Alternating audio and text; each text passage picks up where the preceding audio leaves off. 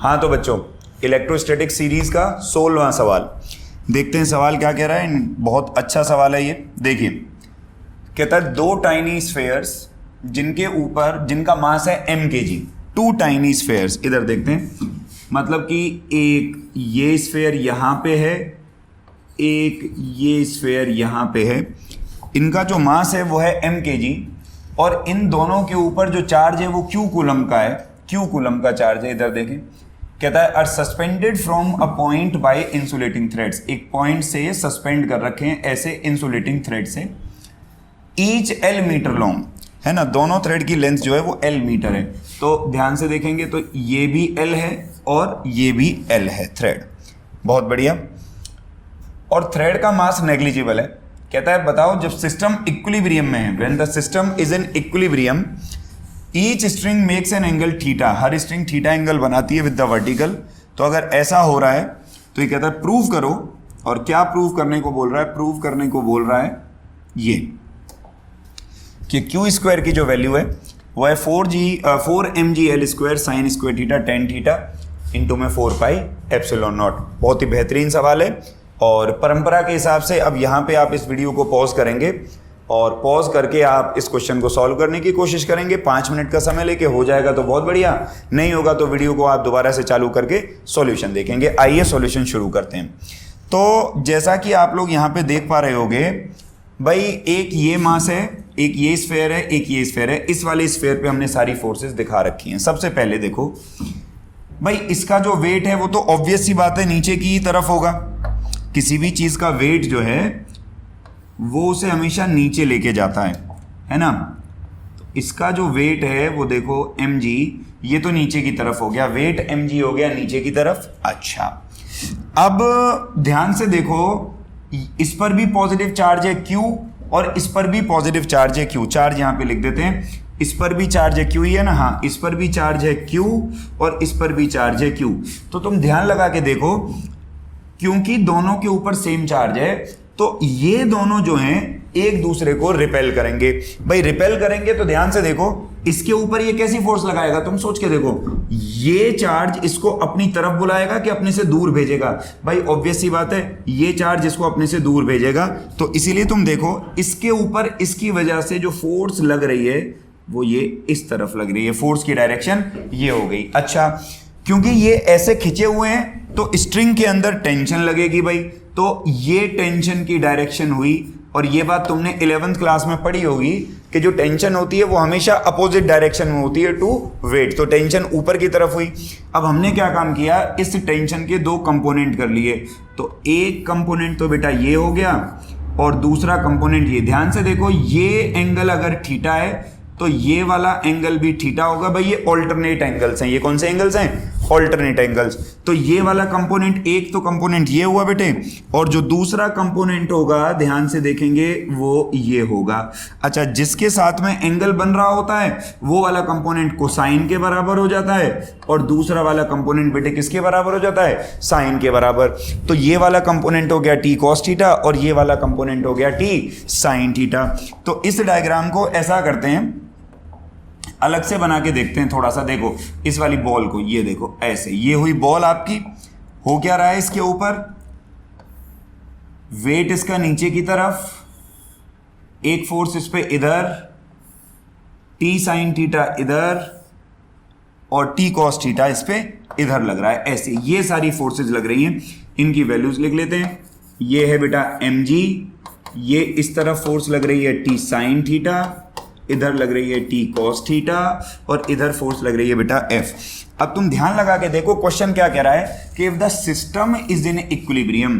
बच्चे इक्विलिब्रियम का मतलब क्या होता है? इक्विलिब्रियम का मतलब होता है कि जो भी फोर्सेस लग रही हैं वो बराबर हैं। जो भी फोर्सेस लग रही हैं वो क्या है? बराबर।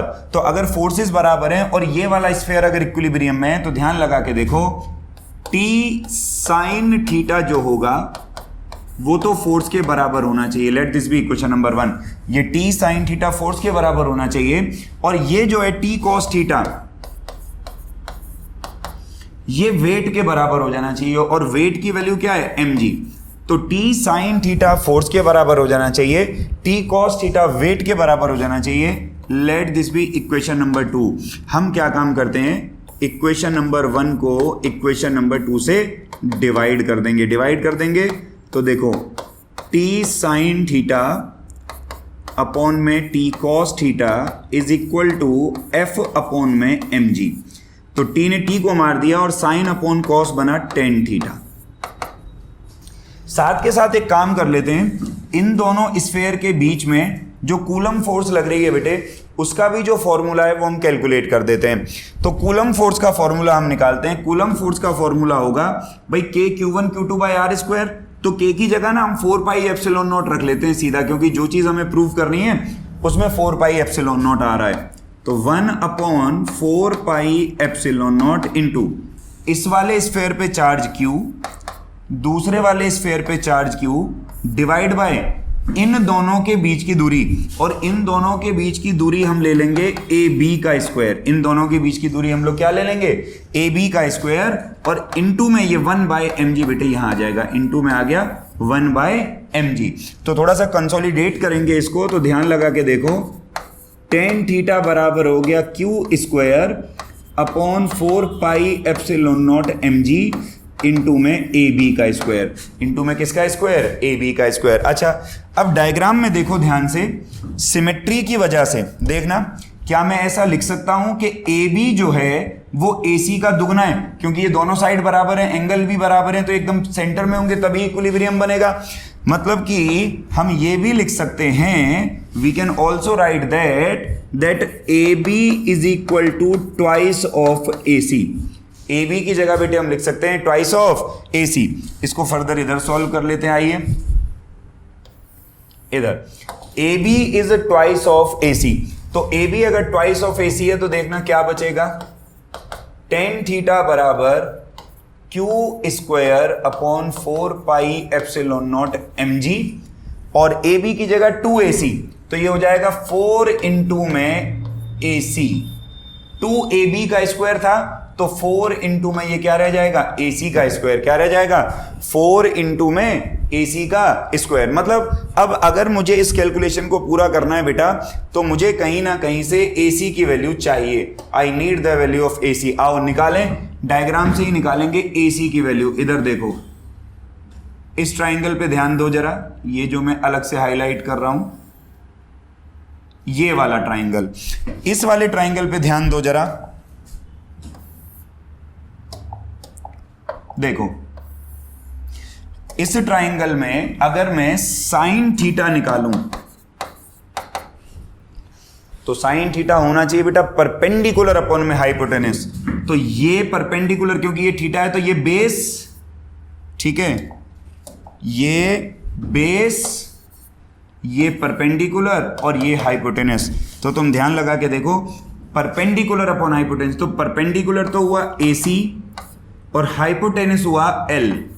तो AC की वैल्यू क्या आई बेटे, L साइन थीटा।